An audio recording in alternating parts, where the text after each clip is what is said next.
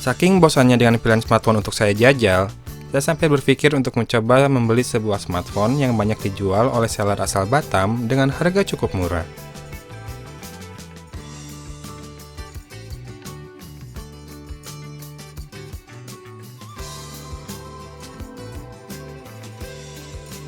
Pertama, saya ingin mencoba mencari penjual yang benar-benar berjualan. Maksud saya adalah, kita tahu banyak barang asal Batam yang bisa didapatkan dengan harga murah, akibat tidak dikenakannya pajak untuk barang yang masuk ke sana. Nah, dari sejak beberapa tahun lalu, citra barang Batam yang murah ini seringkali dimanfaatkan penipu untuk menawarkan smartphone dengan harga tak masuk akal. Ya, mereka memberi embel-embel nama tokonya dengan kata Batam, agar calon korban lengah akan harga luar binasa yang mereka pasang. Untungnya, dari pengalaman saya kali ini, membuktikan bahwa masih ada ternyata penjual yang betul-betul berdagang. Kedua, saya ingin mencoba produk second-hand Docomo. Karena penjual menulis bisa menggunakan jaringan 4G di Indonesia, saya pun penasaran mencobanya langsung. Intinya, dengan harga sejutaan, Sony Xperia Z2 Compact yang saya jajal ini worth the story lah. Saat Sony Xperia Z2 Compact ini datang, saya kemudian memensiunkan daily driver saya sebelumnya, Xiaomi Mi 5. Rasanya saya seperti jatuh cinta pada mantan deh saat menggenggam dan melihat penampakan smartphone ini. Warnanya ungu dengan penampakan bagian depan hitam mengkilat, menjadi sebuah perpaduan yang menarik. Dimensi layarnya yang hanya 4,3 inci, membuat saya sangat senang memegangnya, enak dan ringkas. Sang penjual menjanjikan barang yang paling mulus yang dia miliki. Rupanya, pada barang termulus yang penjual miliki, masih bisa kita dapati sedikit dent, yang walaupun tak banyak mengganggu, masih tetap harus dihitung sebagai poin minus. Resolusi layar dari Sony Xperia Z2 Compact ini adalah HD 720p. Anda tak akan mungkin protes mengenai resolusi ini jika mempertimbangkan dimensi layarnya yang imut di 4,3 inci tadi. Jenis layar yang digunakan adalah TFT, namun saya tak menemukan ada perbedaan dengan layar IPS yang umum digunakan pada smartphone masa kini. Sudut pandangnya pun cukup luas dan memiliki visibilitas yang cukup baik pada penggunaan di bawah sinar matahari. Loudspeaker yang berada di bagian sisi bawah smartphone ini menurut saya kualitasnya baik dan enjoyable untuk mendengarkan musik. Penampakannya pun sangatlah memikat hati.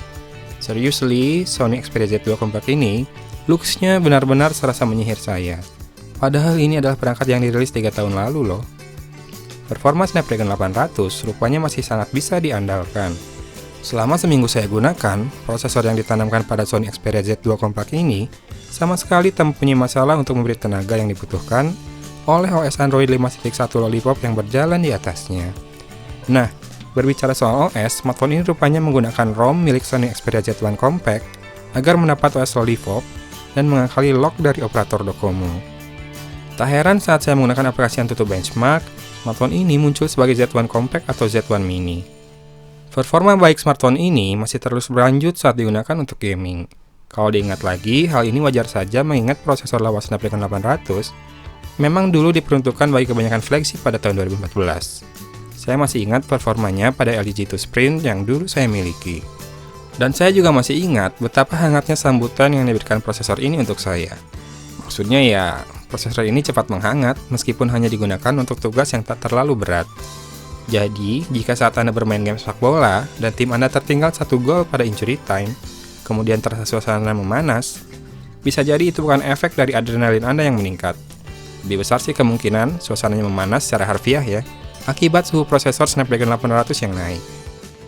Lanjut ke daya tahan baterai, Sony Xperia Z2 Compact yang memiliki baterai berkapasitas 2300 mAh ini, sejauh ini belum pernah berhasil menembus waktu 24 jam dalam sekali pengisian daya.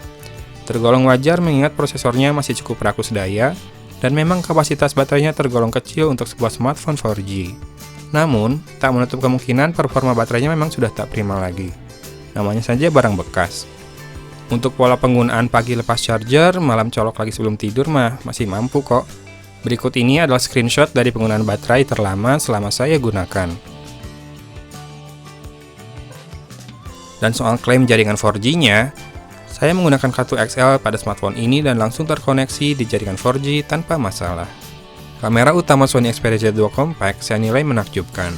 Selain resolusinya yang mencapai 20,7 megapiksel, gambar yang dihasilkan pun berkualitas tinggi, bahkan pada kondisi pencahayaan minim sekalipun. Namun, Anda yang terbiasa menggunakan smartphone Xiaomi, Mungkin akan merasa ton warna dari kamera Sony Xperia Z2 Compact ini terasa sedikit hambar. Ya, saturasinya memang tidak dibuat terlalu menonjol, dan di beberapa kesempatan malah tergolong pucat menurut saya. Hanya saja, kamera depannya bak langit dan bumi. Resolusinya hanya 2 megapiksel dan hasilnya biasa-biasa saja. Lagi-lagi faktor tren selfie yang belum booming di kala smartphone ini dirilis, saya yakini jadi penyebabnya. Karena lihat saja, seri Xperia C saja, sekarang kamera depannya super besar. Dari segi fitur, kamera Sony Xperia Z2 Compact tergolong memiliki banyak tambahan. Ada banyak aplikasi tambahan yang bisa dipasangkan pada kameranya. Salah satu yang paling anak-anak sukai pastilah AR Effects, di mana kita bisa menambahkan objek-objek augmented reality ke dalam foto maupun video yang direkam. Sayangnya mode manual hanyalah mengatur white balance dan kompensasi kecerahan gambar. Hasil kameranya dapat dilihat pada gambar-gambar berikut ini.